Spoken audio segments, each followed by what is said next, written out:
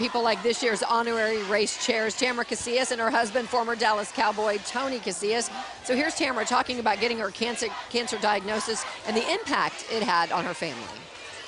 In March of 2014, I was on a business trip when in the middle of the night, I woke up to a throbbing pain in my right breast. And you know, it was unusual, but I just, you know, figured something was itching and got up to use the restroom. And at that time, I took my hand and put it to my chest, and I felt a lump.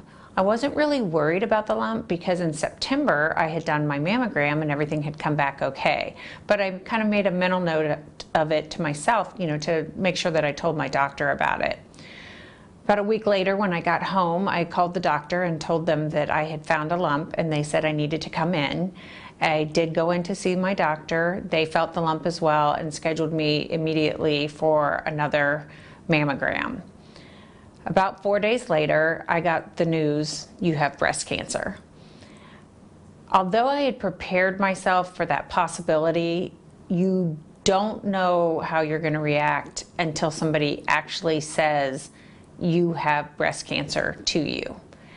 And for me, it was a matter of, okay, what do I need to do to not have breast cancer?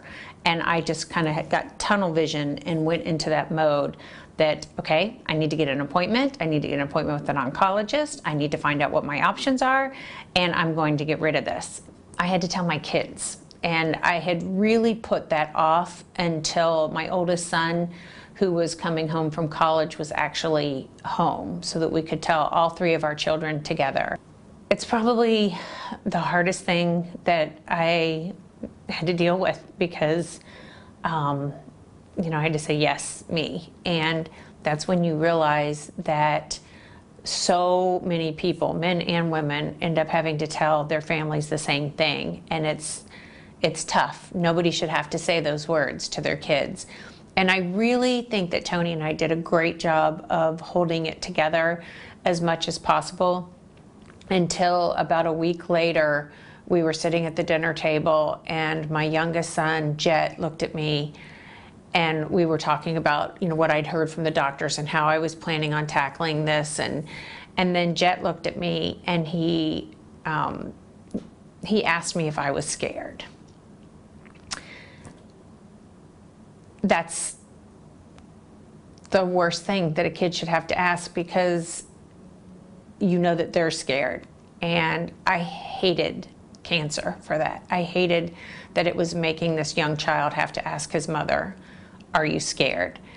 And I just looked at him and I was honest to him and I said, yes, I'm scared, but Jet, I'm confident. That's why we're praying. That's why we're, you know, mom's getting as aggressive as possible. I'm going to be, you know, okay. And I'm going to do everything I can to beat this.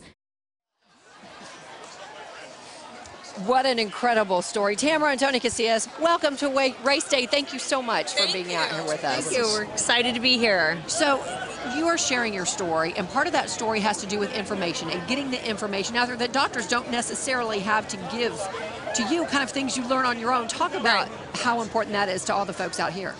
Well, I think that, you know, early detection is so important, and there's things that that I learned personally, like I found my lump with pain. And even doctors have told me that they said, you know, if I had had a neighbor ask me today about pain that they had last night, I'd tell them, don't worry, it's not breast cancer. And that's a myth because that's how I found mine. Mine was throbbing in my breast and I went and had it checked and it ended up being breast cancer. So I think the more that people get together and they talk about what their experience was and, you know, talk to their doctors and share all the information, the more that people will find things earlier and have better chance of surviving. It's just sharing that knowledge. Absolutely. Tamara, you look like the picture of health. Oh, thank you. I feel great. Yeah. I feel great. Tony, we know you are a tough guy, but a lot of times men want to try to fix this when their wives get that diagnosis.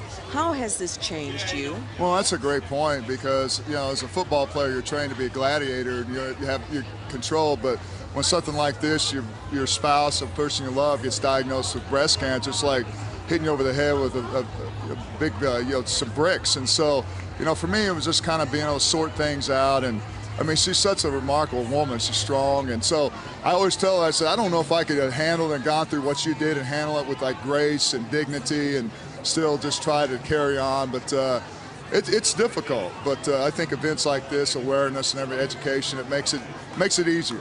When you can truly see the strength between the two of you, how do you start, though, that cancer conversation with your husband and your family? It's not an easy one to start. You know, for me, once I found out, it was just, I went directly into how do I get rid of it mode. And that's kind of how I got tunnel vision. And that's kind of even how I presented it to my kids. We didn't tell them until I knew what my plan was. And then, we said, Mom has breast cancer. She's going to have surgery in 3 weeks. And, we just went through everything with them, telling them what we were going to do to get rid of it. And I don't think there's a good way to tell your family, what's going on. Yeah. Honestly, I think more than anybody, our parents were so hard to tell. I hadn't thought about that. They're Right. kind of resilient too, Yeah. and you don't really know how they're going to react because They follow your lead. Yeah, and it's just kind of hard to stay positive. But kids are amazing. Our kids are amazing, but her friends are amazing. So it just kind of made it somewhat easier. Right. Right. Thank We're you so thrilled much. for Oh, you're you. welcome. Thank you. And Tamara, you are going to lead the Survivors March. I am. I'm so excited about that. Yes, 1 year out. Woohoo! Outstanding. Thank you Thank for you. your leadership, Thank both of you. you. Thank you. Sharing